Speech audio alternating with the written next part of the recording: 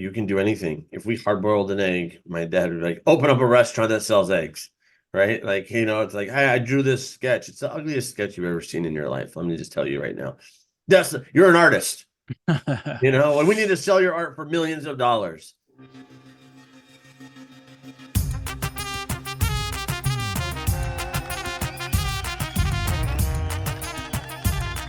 Hey friends, this is Steve and welcome to episode 203 of the Assyrian podcast. I'm so excited to be back with you.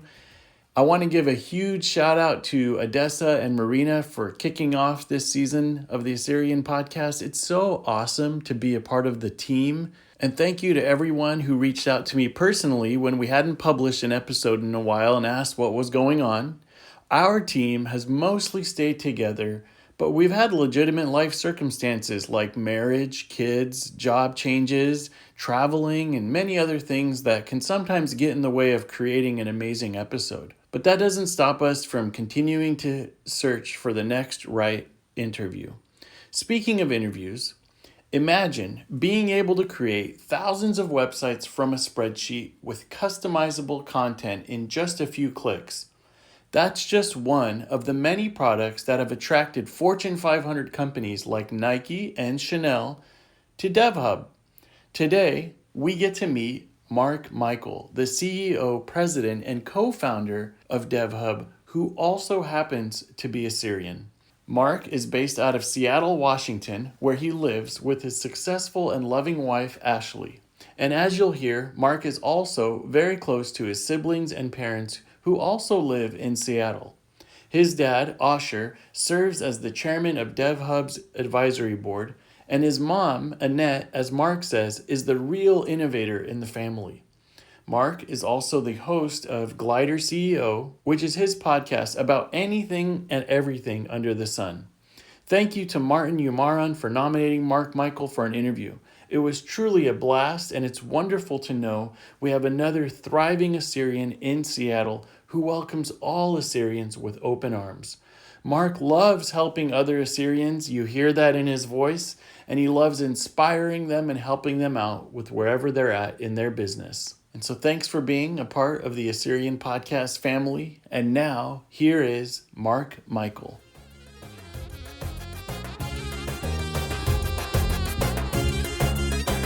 Mark, I'm so thrilled and excited to have you on the Assyrian podcast. I'm excited to get to know you, and we wanted to begin just by asking, tell us about your Assyrian heritage. What does it mean to you to be an Assyrian? So Assyrian, I guess, heritage-wise would be both my parents are from Baghdad. And I think my dad immigrated here in 1969, but he was like 20, I think 1 or 22 years old. And my mom came when she was like either 4 or 6 or 9, somewhere in that range. We grew up in Modesto, California, till about 7th grade. It was some of the best years of my life. This is where we formed all of our bonds with all of our cousins. That is where, like you really knew you were Assyrian. You did your 3rd grade book report on, the history of Assyrian, like you do those things. You're going to all the little Assyrian parties, weddings, civic club. And then we moved to Washington State because my dad is an engineer at Bechtel Corporation, or was. And, that was lost. And we ended up building, a life in Washington State, kind of solo. Anyone that I see with, kind of bushy eyebrows or a nose, I hope that they would be maybe Assyrian one day, and it's always not. It's, the other nationalities that exist out there. Would you consider yourself a Seattle Naya? I like that. I never have said that before, but I will bring that to the 3 Assyrians I know in Seattle. It's so interesting to hear how much moving from Modesto to Seattle, like, kind of disconnected you from Assyrians. Yeah, it really did. I mean, I hate to say it out loud, I guess in a weird way, thank God for social media in that sense, right? Where it still allows you to kind of like follow along a little bit.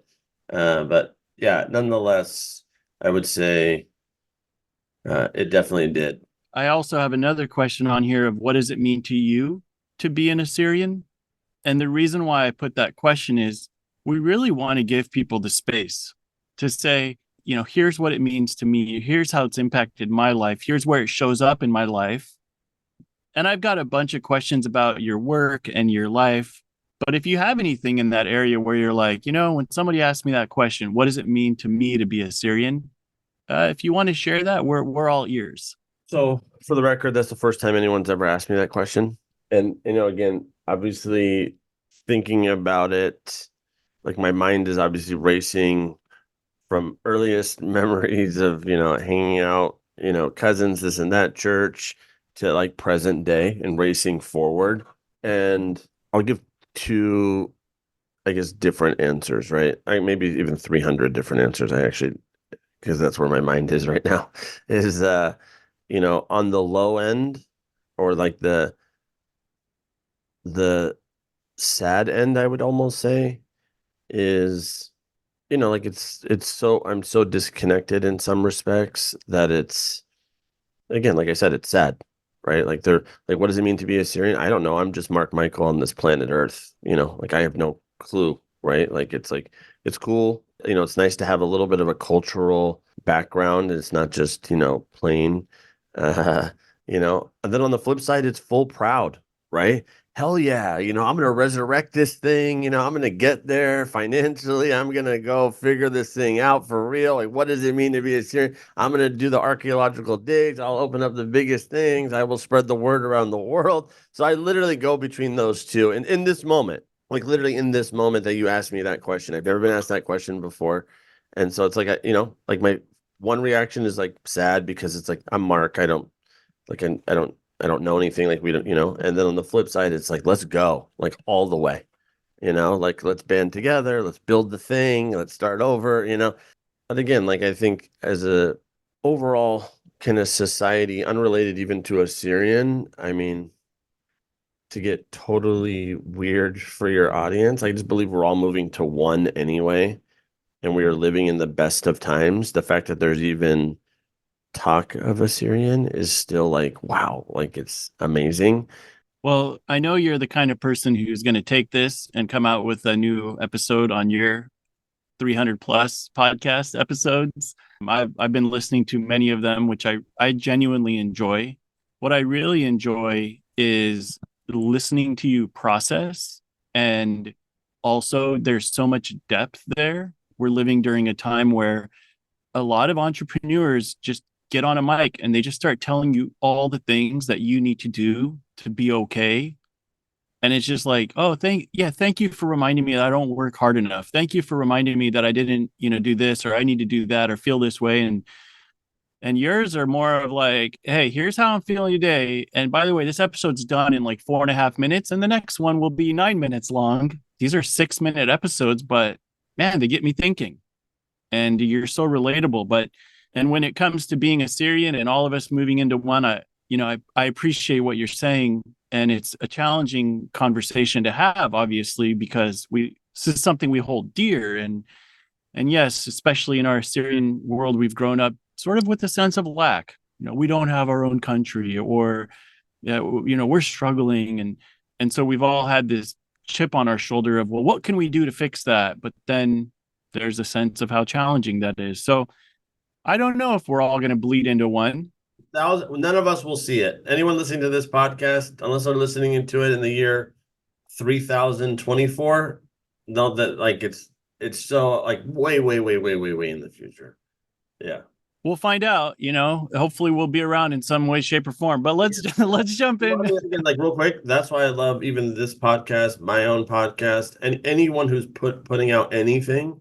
Again, it's like a little digital footnote, right? Like who knows who, where, what this all becomes, or even becomes anything. But at least there was like the tiny little spark, or the little like, hey, a guy named Steve, a guy named Mark got together on May 17th, 2024, and recorded this thing, and someone dissects the hell out of it, or no one ever listens to it again. Like to me, like that's already like the wonder in this whole thing. Like it's the human connection, that's everything. And so you do wonder how this is going to be used at some point in the future. Someone will have our voices, they'll have our ideas, and I'm excited about. All right, Mark. One thing, as I was worried about working with you, I was thinking I feel like I could talk to Mark for 4 hours, and we can camp Oh, out.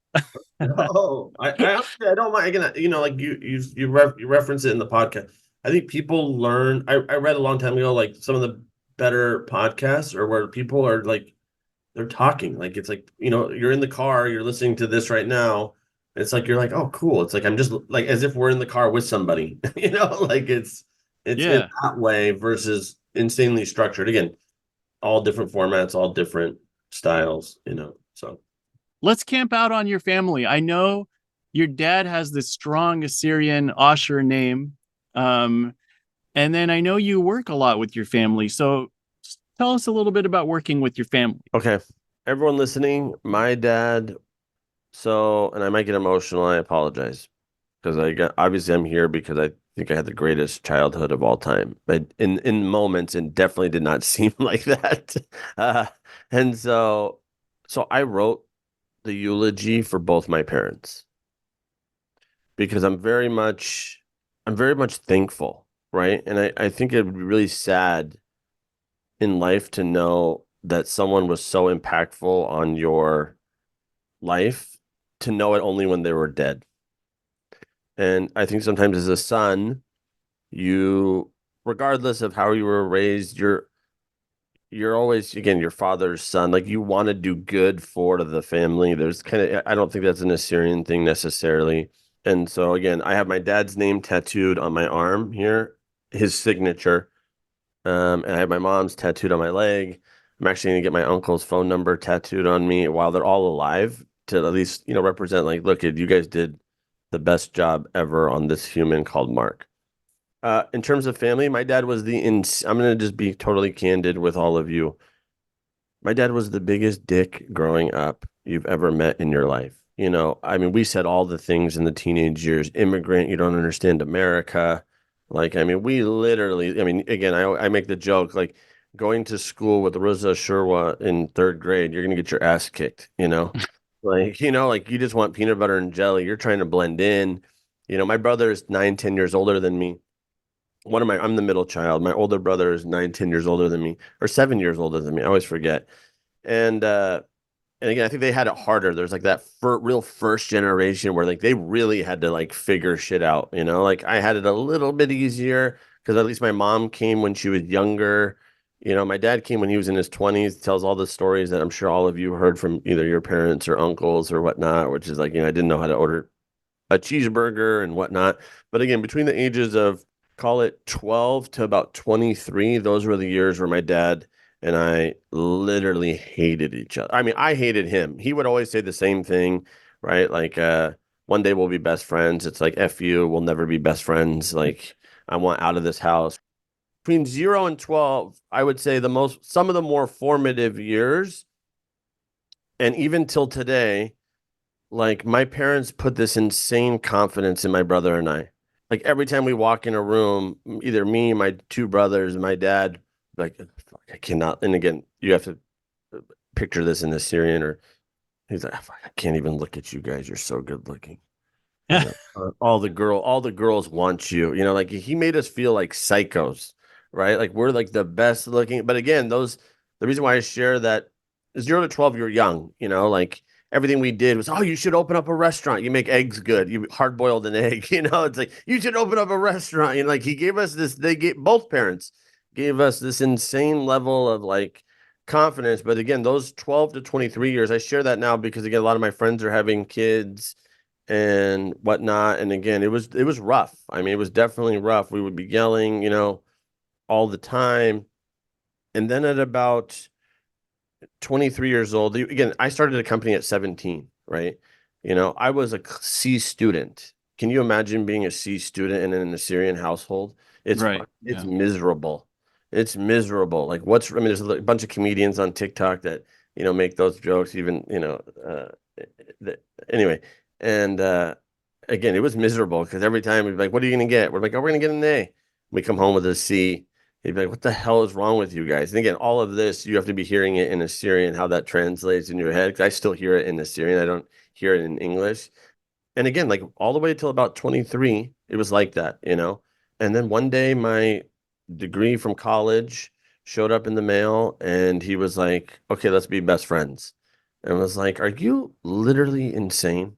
We will never be best friends." Nowadays, he is the chairman of our advisory board of our company. We actually all live in the same condo building in Seattle. We have a family house, I would call it, in Arizona, and we are together almost every single day. You know, I go to their house for dinner Monday, Tuesday, Wednesday. Thursday, everyone kind of does their own thing. I married an American girl. She's very good. She's totally blended with the family. My brother lives in the building. My parents, we all live in the same building in downtown Seattle. And the culture of Assyrian, and I really do believe this is more unique to us. Again, I do think Italians, I do think Greeks, but again, for us specifically and how we roll nowadays, not in those early years. I was out of the house. I was never coming back at 17. Like you would have, again, talking like this now, it's the cliche, would have never seemed possible to even be, you know, seeing them all the time.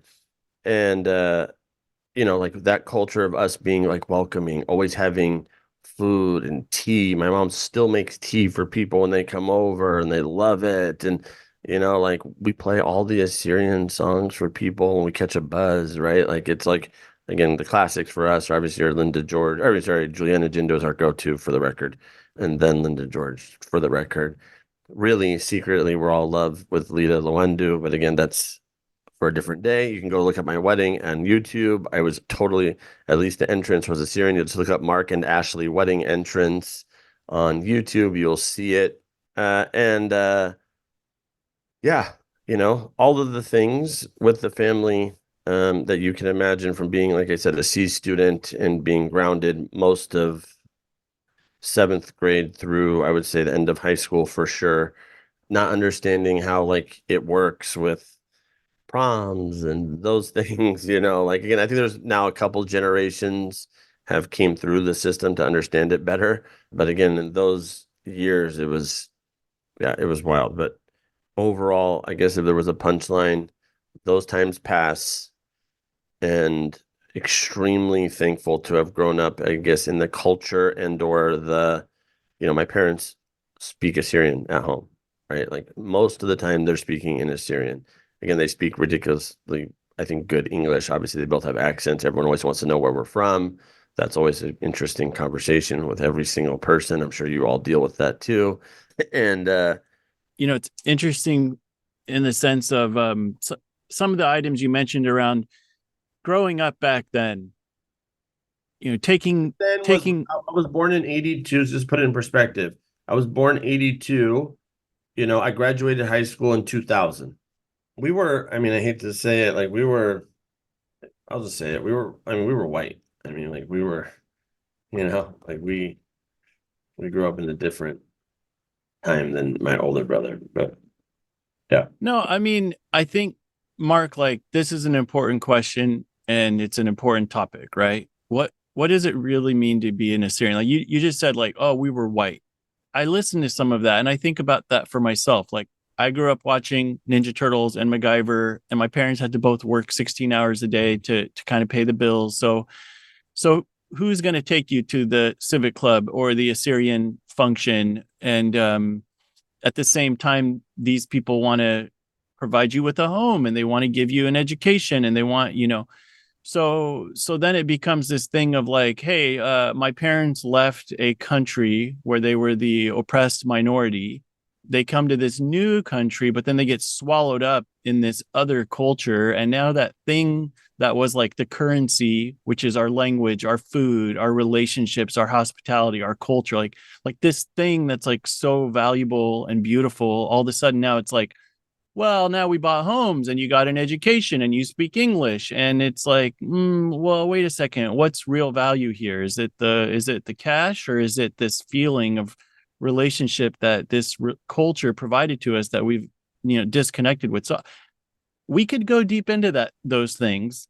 I think though that part of what I've been focusing on is reframing these items and saying, hey, wait a second, like the ingenuity of an Assyrian is to say, I'm going to blend within this culture and I'm going to build relationships. I'm even going to marry into other cultures. But that doesn't mean I'm losing what it means to be Assyrian. In fact, I might even be bolstering it. I might even be providing bridges into a new world for Assyrians that they would have never had the opportunity to have had they stayed within their own little pool. And it also raises the question, like, if Assyrian being Assyrian is as amazing as we say that it is, which I believe that it is, it should be powerful enough to handle going outside being Assyrian. Like, otherwise it's not, but I tend to think our age group, we come here, you took Sherva to school. Wow, what a loser. But now these days, if you give your kids Sherva to take, I think the world has changed. And maybe people will say, that looks good. Like, I wonder what that is. Hey, could your mom make some of that for your parents? Dad make some of that for me? You and I didn't get that luxury. You and I were going to school and the kids were like, yeah, check out my gummy bears for snacks. And we're like, our parents don't know what snacks are. Like, who invented snacks? What does that even mean? What do you mean you eat 3 times during Yeah. the school day? Like tangerines or whatever. But Yeah. let's transition. I want to jump into your many hats around being an entrepreneur. Glider, Good Soul, DevHub. Mhm. Let's dig in, man. What brought you to Glider? Let's start there. I mean, that's left over from like AOL days. I was wildly fascinated with Thomas Crown Affair with Pierce Bronson. Thought he was like the coolest guy on the planet. And I was like, the whole glider scene and like just being, free and the CEO and this and that. I was like, oh my God, it's my screen name. And then I just like kind of kept it through all the different social networks over the years. And then I like try to make it mean something, which means just again, kind of like high flying, doing it your way type meaning and bringing it to that podcast. I love that throughout your life, it seems like, you've adopted different themes and kind of really taken them on. Let's talk about Good Soul. So is that just sort of like clothing outlet? Yeah. So, and it's not as heavy as it's going to come across, right? But anyway, my dad was diagnosed with cancer. I thought, again, just really believe like, it's just like you shouldn't leave this world with any regret. Like, you got to go do the things. And so, like, again, his cancer, I would say, I'm not going to say it was minor because people die from prostate cancer. So, nonetheless, he had it. I was like, you know what, Pop, you were really important to us. I'm going to make sure no one ever forgets you. And so I screen printed, a silhouette of his face smoking a pipe on a trip that we were on in Mexico. And then all of a sudden, like everyone loved it. Like if you walk on the 2 blocks that we live and work on in Seattle, I gave them out to people and everyone loved it. Cause again, it's kind of ambiguous. They don't know it's Pop, wearing it, they're wearing his face. Obviously now the running joke is, I literally sleep with your dad all the time, when my wife wears the t-shirts or whatever. Anyway, so we turned that into Good Soul, which is basically a clothing brand. But I guess the larger macro of Good Soul, like I tried to like, I don't know how to say it, like try to live unique to like my world, right? Like again, right now I'm wearing someone else's brand. Right now I'm wearing someone else's brand. My jeans are someone else's brand. But as many of the things, the t-shirts, the sweatshirts, like how the hell anyone would ever pay two, three, four, five, six, eight, $900 for a sweatshirt with someone else's logo on it is psychotic to me. Like I'll do a one-off with my name on it or a picture I drew or a sketch, So I basically my whole point to that is like if you can, I'd wear your own brand all the time. That's one of the questions that I think you can help us with a lot. Independence and taking ownership and control over your life is something that I hear from you a lot in one way or another. Your podcast, your videos, your brand, your companies. There's this real sort of freedom you give people to say, hey, you do what you want to do. Do you mind sharing more of like where that comes from? I alluded to it again, I feel so I honestly feel bad talking about it in the sense that it could be totally from a place of privilege, right? We were raised, parents still married, they're still alive, they're still healthy. Any adversity I've had has been a cat dying, and I was depressed for 6 months, all the uncle or yeah, I guess all the uncles and aunts and whatnot, godparents who have died, they were old. I mean, it wasn't like so blind, you know. I do believe it goes back to our upbringing in the sense, like I said at the beginning of the podcast, where it was like, you can do anything. If we hard boiled an egg, my dad would be like, open up a restaurant that sells eggs, right? Like, it's like, hey, I drew this sketch. It's the ugliest sketch you've ever seen in your life. Let me just tell you right now. You're an artist, and we need to sell your art for millions of dollars. I genuinely believe that's sort of unique to Assyrian. I don't know if it is. I'm putting it out into the world. It just gave us this weird confidence. And by the way, I'm still haven't mastered anything yet. Like I 100% feel that imposter syndrome or whatever people want to call it all the time. Uh, and so again, the simplest quote to summarize that, like I've said it before, is if you know you're right and you're good looking, go for it. Like literally, if you know you're right and you're good looking, go for it. And again, you can't see me right now. Uh, I would probably not be, in theory, good looking to some, but in my mind, I am wildly looking, Well, it's an there insane confidence, that my parents have instilled in me and still do till today. And like, there's just no rules. I'll tell you at the height of wherever I'm at 41 years old and building this company and respective companies and ideas and this and that. Like nobody fucking knows anything. Nobody knows. People just pretend, I mean, I do think there is a world and a system out there that you're having to battle against, aka what schools you went to will take a generation or two to like really level up to like that big place. At the same time, there are Assyrians out there who've reached billions of dollars in worth. And the sad part is if you ask them or their family, um, what does it mean being Assyrian to you?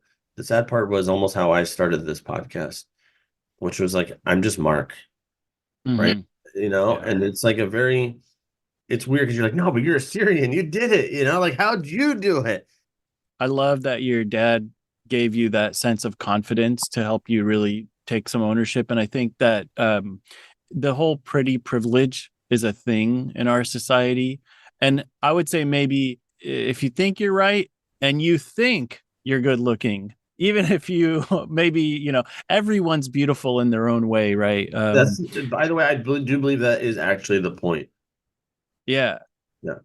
So, kind of along those same lines, another theme I've heard throughout your work is avoiding self sabotage. When I was listening to some of your episodes, and you mentioned thinking there's someone smarter or better, and then you also mentioned that you've brought on people in your organizations that you thought would really bring high value, and then all of a sudden you were like, no, maybe not so much. And then you quoted Steve Jobs of everything in this world was created by someone who is not smarter than you. So yeah, do you want to riff on that for us a little bit about the self-sabotage stuff? So I'm going to talk to at least bring me back around though, Steve, whenever I go too far off. So real quick to bring it back to the entrepreneurs and hiring people that are smart. Look, when you're first starting out and you have no money and you have a million excuses of why something won't work, you're not going to be able to hire smart people. That's just the reality. You're going to have to take someone that's not very smart and make them smart, and you will be the smartest one in the beginning. I'm assuming like you're starting with like you didn't go raise 5 million, 10 million, 20, $100 million to start your thing. I'm talking about like you want to start the next big home services company. I mean, you want to do something else. Uh, so that's just the fact. At a certain point, once you get to a certain amount of money, call it over 5 million bucks, you get to start hiring, or you raise 5 million or whatever, you get to start hiring smart people, and then you just got to get really good at firing them. Second to that would be you know, I say two quotes. One, and it wasn't me that made this up, 30 to learn, 30 to earn, 30 to burn, right? So 30 years to learn, 30 years to earn, and 30 years to burn. Second to that, for me, my 20s was all about making money. I blew every single dollar I made. I took everyone to every happy hour in downtown Seattle. I still have a legacy from those days. I walk into a restaurant, they're like, Mark, I'm like, fuck, that's embarrassing. I don't know what I said or did. I spent every dollar. I literally had enough money to buy an engagement ring for my wife at 30. And even that I borrowed money after I bought it from her because that was all the money I had. Which is all we should talk about marriage at some point too. Um, to so 20 my 20s, I just made money. Like every dollar I made, I spent. I would split it 50-50 with my co-founder. We had a great time. Like we lived in the best places in the city, this and that, this and that. It was insanely stupid. I don't think I could have learned any other way. 30s was all about figuring out myself, right? Because as we worked our asses off, by the way. That's how we made money in our 20s. But nonetheless, our 30s were like a time of like, okay, we're getting to a good place. This company could actually work. And just a lot of self-doubt about whether I was the person or my co-founder and I were the person to run the thing. And so we would bring in people that were highly recommended from the industry who had done something big before. And we're like, oh my God, like we're so lucky to get this person. And then you see them move and you see the way they talk to your people and you're like, I wouldn't do it like that. Like, nah, that's not us. Oh, and you can only do that little wiggle. I'm gonna, like you can only do that enough where it gets to a place of like, are you gonna own it or are you gonna continually blame somebody else? And by 2017, at that point, I don't know, 35, 36. We let go of this interim CEO. And ever since then, my co-founder and I, we've been business partners since we were 17, just side note. And we're like, okay, we're going to run this company from here on out. And again, as we get better, right? People come to me like, hey, like, are you the guy that's going to take it public? Are you the guy that's going to, blow this out to $500 million, $1 billion, $100 million? It's like, I don't know, but I don't know until I've done it. And just because someone's done it before, it doesn't always mean they may be able to replicate it. I rather me fail than somebody else fail. One of my investors told me a long time ago when we burned through our money and we were about to go bankrupt. He said, Mark, it's not going to be your idea that fails. It's going to be you that fails. And I was like, F that. You're not going to have that shit on me. Like, all my CEO peers, they're all like, Mark, you should walk away from your company. It's over. Like you burned the money. It's gone. Like, get the hell out of here. And I just like couldn't. I want to walk. I want to talk to you, this audience, even like this. I don't want to have to like duck, and be like, well, I had like 3 failures and just keep, it's like, no, like we grinded this shit out. I love really what you said in there around that as you bring other people in thinking they're going to be the one to help 10x, all of a sudden you say, wait a second, like I'm that person. And I do think there's a lot there for Assyrian people who are often ethnic minorities who are coming into someone else's territory.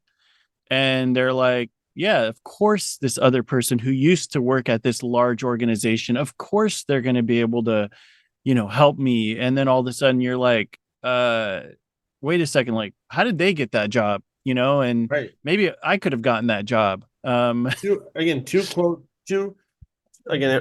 interview, who are the CEOs you look up to? And if you look back, I always say me. Two, two is, again, I do respect all of them because they all accomplished something. They all accomplished something though in their time and in their way. I wish there was a playbook. I always say the first 10 pages of business are written and then you're on your own. It's like a classic line.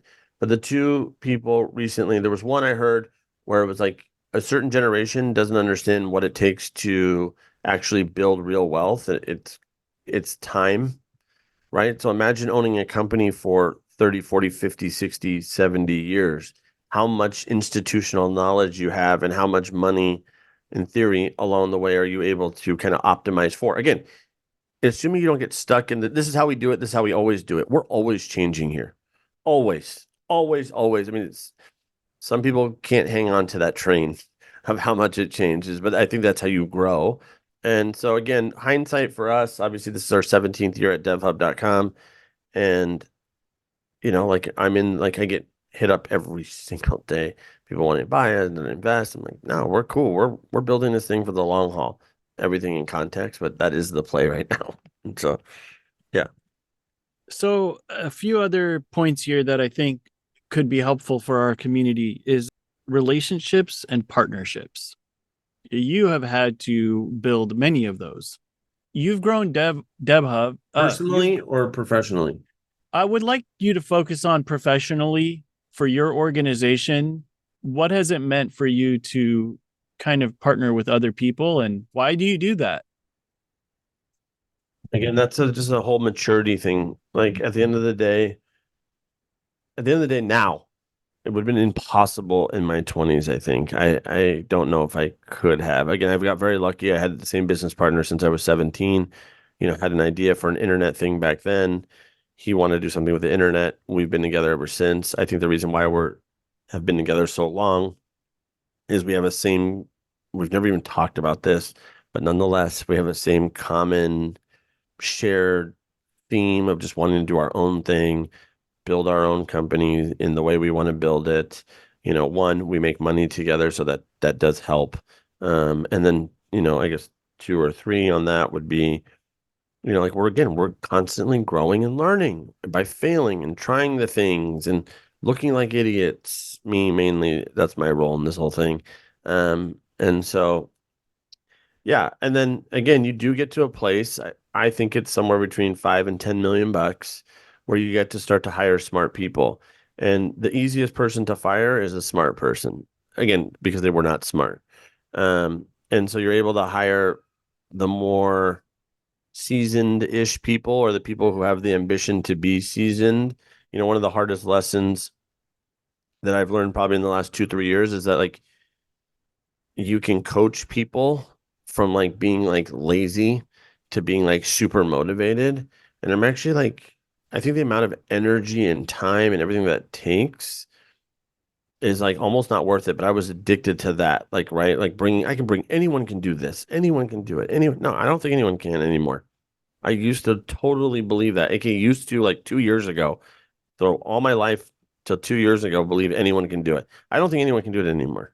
And I actually don't think it's actually good for anyone to do it. I do think it provides, and it is being like running your own business, entrepreneurship. Like I think like at the end of the day, like if you are able to do it, it's like absolute freedom. It's art. It's like once it's working, it's sick. But again, the one thing, and again, I don't know if it's an Assyrian thing or not. Like I think we're really good at like attracting people. Like, again, if you're the right Assyrian, you weren't beat down in your childhood and da da da da da. Like, I mean, even Steve's tone when he reached out to me was like he was excited. Like, I mean, it's hard when someone's excited. You can see it through words on a freaking LinkedIn message and email. Like you like feel it. And so it's like, well, what is this guy talking about? Whether that's me or him or you. And people are like, well, I'll listen to him for a second or two or a minute. And that's just enough to deliver the message. I.e., I want to raise money. I.e., I want to work with you. I.e., I want to, potentially pitch you my software. And again, I do selfishly, for the sake of this podcast, do believe like we inherently have that from our ancestors. We're persuasive just in our tone. Without the sleaze too, and so it's different. It's interesting. I had an older Assyrian woman say to me, she was probably 94, 95, just this woman that was like literally had a walker and was like just this really tough woman. And I remember she said, "You want to know something about us, Steve?" So yeah, what? She's like, her name's Mabel. So what, Mabel? She goes, "We get things done. We get things." and she was saying it in the context of we're not. I don't even know the context yet. And in case you totally ruined it, like I got goosebumps. I'm gonna pass that along now. Watch. Yeah. Well, what the context in that was, people might say we're big talkers, but like we're gonna work. We work. Like we deliver, I know for me that's yeah. I said it. I said like our investor was like, Mark, it's not gonna be your idea that fails, it's gonna be you that fails. I was like hell, I'm gonna walk into any restaurant in Seattle and have to duck because I lost someone's shit. Like I Yeah. will do whatever it takes to deliver whatever this company we thought was gonna be to what it is today. Is like everyone's like, fuck yeah, keep going. You're doing it. It's like, oh yeah, because I was just never gonna have that. But again, everyone does their own thing. I mean, though for the reality that we all live in today, right? It should be like collaborative in a way Hmm. like this. Like, of course, why would we not be like, oh, okay, let me help you out. I got you. Oh, you need my connections? I got you. Like, and there's like, I owe it nowadays. I start from a place of trust. I trust everybody. I don't give a fuck. You can tell me you're da da da. I trust you. Until I have a reason to not believe you, I trust you. And again, I'm trying to teach that to a lot of our leadership team now. I'm like, look, why are you're looking over their shoulder? Like, what do you like? Leave them alone. Your job is to eliminate any roadblocks they have to run their play or two plays or three plays.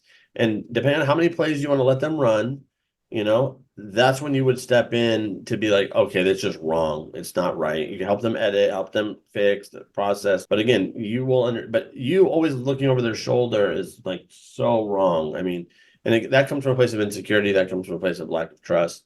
Anyway, All right, hey, let's go through just a few more questions. Actually, let's just transition into some fun questions, and then I got a hard question for you at the end. How does that sound? I know you're a cat guy. mhm. What's your thoughts on the roaring kitty? I mean, again, obviously I never on genuinely in the peripheral of the pandemic, the whole AMC and GameStop thing. It was like, again, like I just never believed in quick money.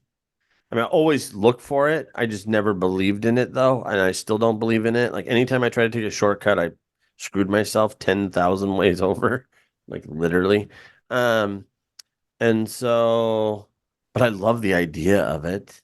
I love the idea of that, like, underdog, I love capitalism. I don't know how else to say it. I tell people I choose to play that game in this world. I always say if you show me a freaking toenail of an alien, I will be the first to submit my letter of resignation. I am competing on planet Earth. I literally don't want to know if there's anything in the universe. I do believe there is. That's not what I'm saying. I'm just saying, like, if they touch Earth and you can give me a toenail and it's actually true, like, I am like, while we're here, not like even in the past, I won't even care about that one either. Now, like, I'm done. Like I'm gonna go drink martinis, hang out with the family. Like I'm done. Like I'm not working. Like I'm playing capitalism on planet Earth. So again, Roaring Kitty, totally cool. Go for it. Good job, guy. Okay, favorite Assyrian food. My mom makes mesta, but I don't my grandma started mesta. I don't know if and everyone's mesta is totally different if they do make mesta. What do you mean your grandma started Mesta? Okay, I'm telling you, I've never had mesta at anyone. Everyone's mesta is yogurt, cucumber, dill, maybe onion. That's not the mesta I'm talking about. Our mesta is totally different. I don't want to get into all the details because it's not going to sound good. But again, it is yogurt. There's a touch of sour cream. There's a touch of mayonnaise. There's a touch of curry. There's a touch of dill. There's a touch of like a little bit of a ranch packet even. Um, that with the right ruzza and mashe, those three in the perfect combination of dry, wet, basically dry and wet, rice being dry, mashe, and mesta being wet. I can eat that for breakfast, lunch, and dinner. The second is I like what's the one that floats in water? Kipta No, or I can't do. I can eat one borscht? kipta. No, not borscht. I can do one kipta, but I can't do like I won't like when someone my mom makes that. Like kipta and harissa to me are like the two where like it's like just the tiniest plate of it. Like I can't. I'm not eating. If like that's what's for dinner, I might order pizza. Like rice is my favorite thing. Of course, yeah. I love the way we make our rice. Rice, all the stews. My mom makes oxtail. Do you make Assyrian food? Okay, that makes sense. The problem is everyone in my family cooks, right? My wife cooks obviously her stuff, which sometimes we like to take a break from Assyrian food because we do eat it basically Monday, Tuesday, Wednesday, Sundays. My dad typically will barbecue. Anyway, but my older brother cooks. My older brother's ridiculously good because he actually cares. I think my mom is just so conditioned for cooking. By the way, she's the entrepreneur in the whole family. This is all her fault at the end of the day, not my dad. But nonetheless, so she like cooks. Like she's like the meat's already thawing out. I'm sure it is right now from yesterday. She's gonna cook something today, I'm sure. Um, and so yeah, all the stews are great, all of it. Like the best food is I would say my mom's now a 10. Like we're very hard on my mom's food. Like we judge every rice grain. Like she's always on the chopping block and it's a Food Network reference. Um, what else? No, I appreciate that. Nothing like some delicious Assyrian food. Okay, so I actually have one last question for you. If there was one thing you could say to Assyrians all around the world, what would it be?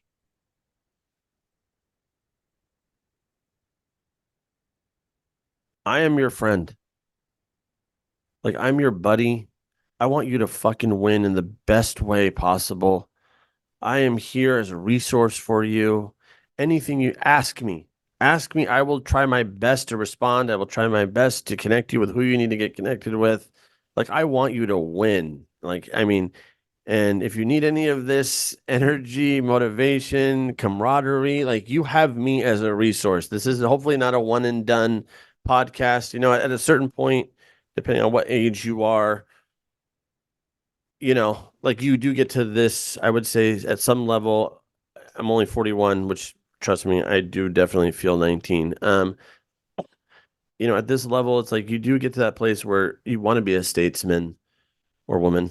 Like you do want to help others. Like, could you realize that it's not you went through the money phase again. If you're in your 20s, you're in the money phase. So just make money, just try.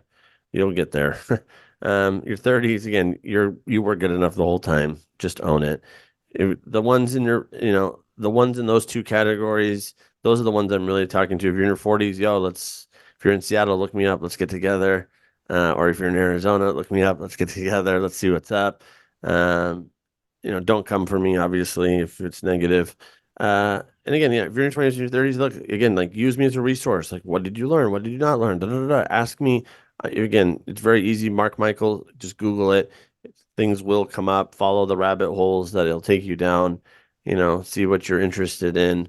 But again, like I do believe we are very special. I do believe that. Like I actually genuinely do. Like I dream in Assyrian. I do believe I think even in Assyrian, the words I'm saying right now, to me, I'm like actually saying it in Assyrian.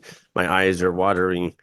Um, and ultimately, success is sitting with your family, whether you're drinking chai, smoking cigars or cigarettes, um, both are fine in the moment. So just don't get addicted to them. And alcohol, like the music that's playing, what I consider my yacht music is again Juliana Jindu in the background, Lita the Wendu. Thank you for doing my wedding. It's bumping, and again, we have the napkins going, and everyone is alive and healthy. So I wish that all for you, more than the money, more than the success, more than the other things that are more ego driven. But just the fact that you even have your family around you is basically gold on this planet. And so enjoy the ride.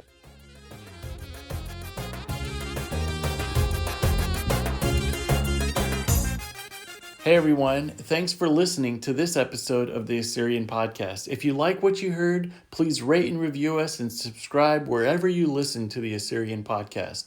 Do you know someone who should be on this show or someone who should host an episode?